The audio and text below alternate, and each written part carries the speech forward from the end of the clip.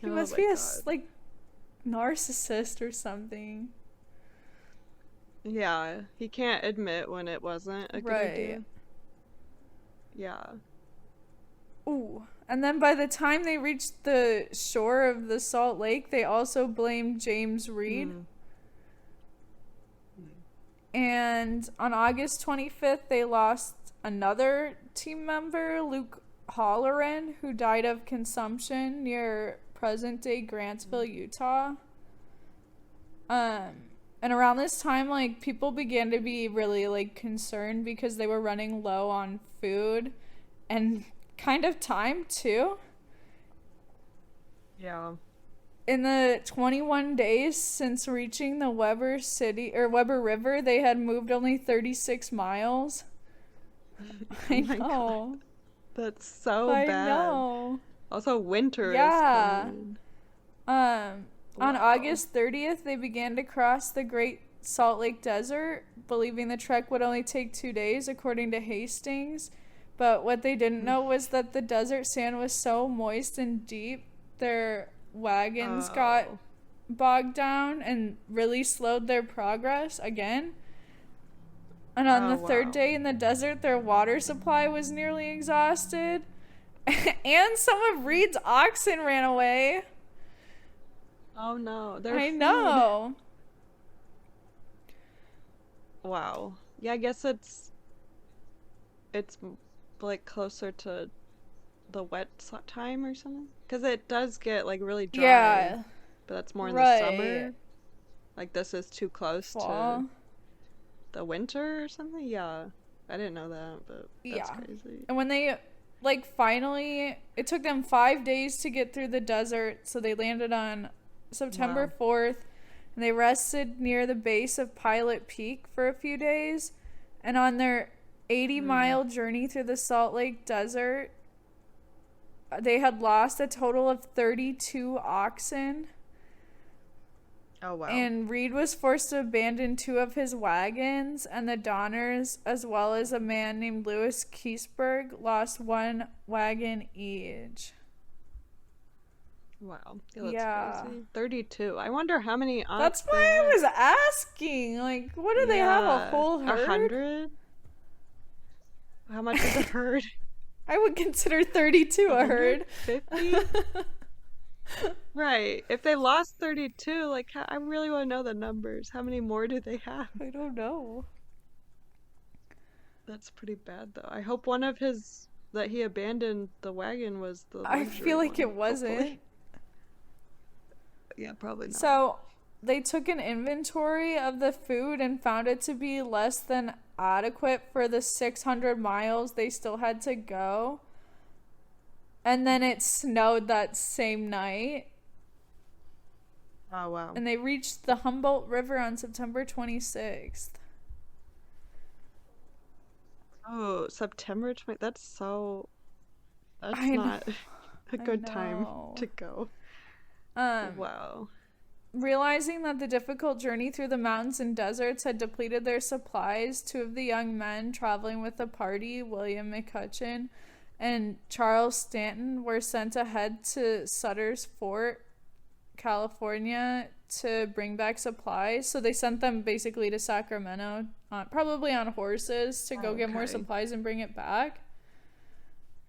Right. Did they come back? We'll get there. I didn't think, yeah, we'll get there. I didn't think they came back. Yeah, I wouldn't either. So, from September 10th to the 25th, which, this is backtracking a little bit, the party followed the trail into Nevada around the Ruby Mountains, finally reaching the Humboldt River on the 26th. And it was here that the new trail met up with Hastings' original path, and they went an extra 125 miles through strenuous mountain terrain and dry desert. That's crazy. So it was extra time. It took extra. It wasn't a shortcut.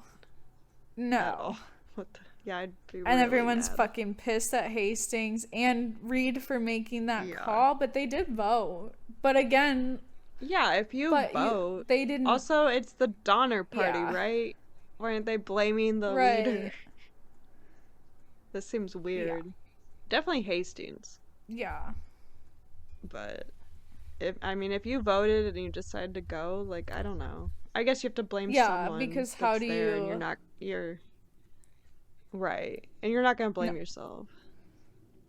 So the Donner Party reached the junction with the California Trail, which was 7 miles west of present-day Elko, Nevada, and spent the next 2 weeks traveling along the Humboldt River, and people began to get a little angsty.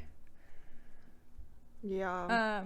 On October 5th at Iron Point, 2 wagons became entangled, and John Snyder, a teamster of one of the wagons, began to whip his oxen. Infuriated by the teamster's treatment of the oxen, James Reed ordered the man to stop, and he wouldn't, and Reed grabbed his knife and stabbed him in the stomach and killed him. Oh my god. Oh my god. What? That's crazy. Yeah. Just like that, he just got angry. Fucking stabbed him. I mean, too long with the same people, you know? And they're all fucking pissed. That's what happened. And it's mostly men, right? Yes, I think so. So, I think so. Because a lot of the children were guys. I mean, I don't know how old they are, but... Yeah. I don't know. So, yeah. They wasted no time administering their own justice. Louis Keseberg favored hanging him, but the group voted to banish him, leaving his family. Reed was last seen, they made him leave. He was last seen riding off to the west with a man named Walter Heron. Oh. Why did he go with him? Probably because he was like, I don't want to fucking deal with these people either. Let's just get out of here. Right. Why would his family not come with him, though? I don't know.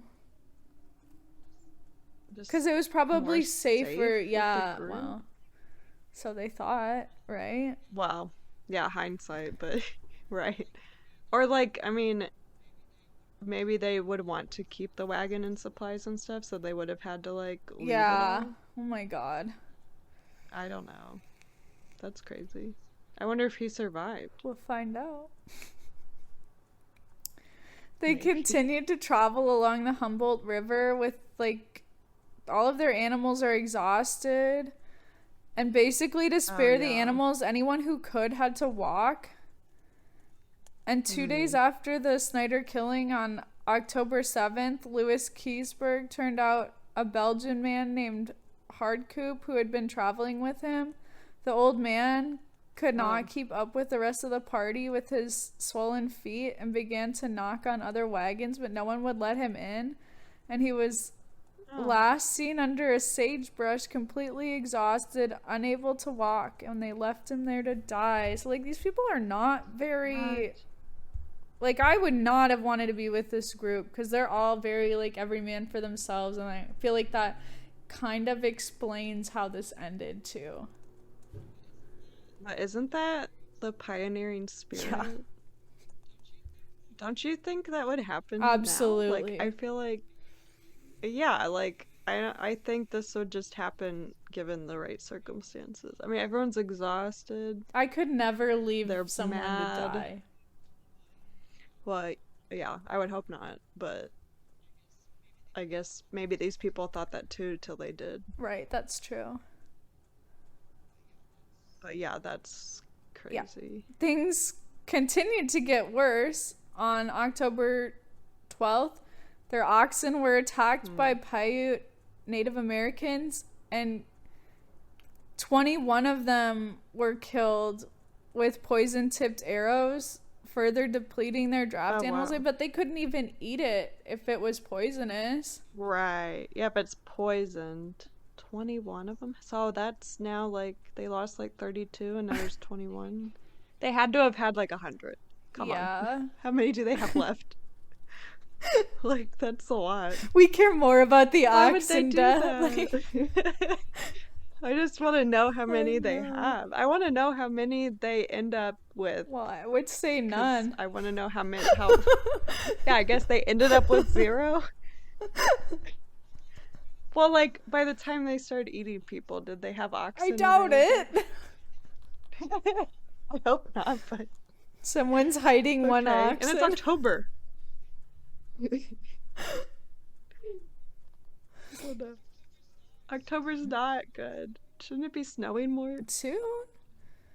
Um, they had a few more obstacles, and on October 16th, they reached the gateway to the Sierra Nevada on the Truckee River, which is present day Reno, almost completely depleted of food. Oh wow. And just 3 days later, on October 19th, one of the men the party had sent on to Fort Sutter, Charles Stanton, returned laden with several mules loaded with beef and flour, and two Native American guides, and news of a clear but difficult path through the Sierra Nevada. Oh wow, so one of them did return. William That's McCutcheon nice. had gotten sick and stayed in California.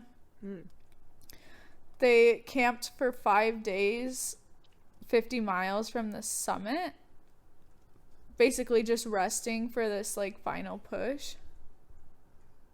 Yeah. And this decision to delay their departure was one of the many things that would lead to their demise, basically. Yeah. Because now you're like towards the Right, end like of why would you October. want to go into the mountains in October? Right. But I guess maybe they're just exhausted, so they just. I mean, who's to say if they had really pushed themselves that they would have made it Right. anyway? If they didn't Right. rest. On October 28th, James Reed arrived at Sutter's Fort, and he met up with William McCutcheon, who had now recovered, and they were going to go back for their families. So, like, really, was the banishment a punishment, or was it kind of a, like, oh yeah, you'll just go get there faster? Like, Right. Well, obviously, yeah, he would have gotten there faster. He should have taken the well, rest of his but family. could he have, like, would that have made it faster, though? Could they have just all gone on horseback? Probably not. Right, maybe they didn't have that many horses either. I guess. I don't know. Or it depends how old his children are too, if they could have even been Right. on horseback. Yeah. So they started preparing to go back, and in the meantime, the wagon train continued to the base of the summit, and George Donner's wagon axle broke, and he fell behind the rest of the party. Oh wow. 22 people basically the Donner family, their hired men, stayed behind while the wagon was repaired, and while cutting timber for the new axle, a chisel slipped and Donner cut his hand, causing the group to fall further behind. Oh, 22 people's a lot. Yeah. Well, I guess, like, their whole family, they had a lot of hired men, because I don't think his family was that big. Well, it was George and Jacob, right? His both families, so. Yeah, okay. Yeah, because they each had like 6 or 5 kids. Yeah. So.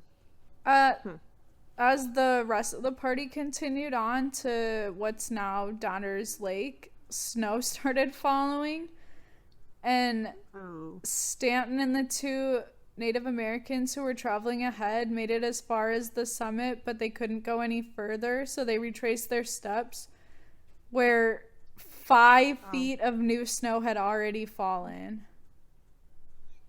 Oh my god. Yep.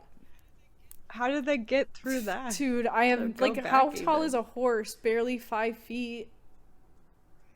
Right. Well, okay, it's That's taller than crazy. 5 feet, but, like, what, it's just literally head sticking out? How did they not all have frostbite?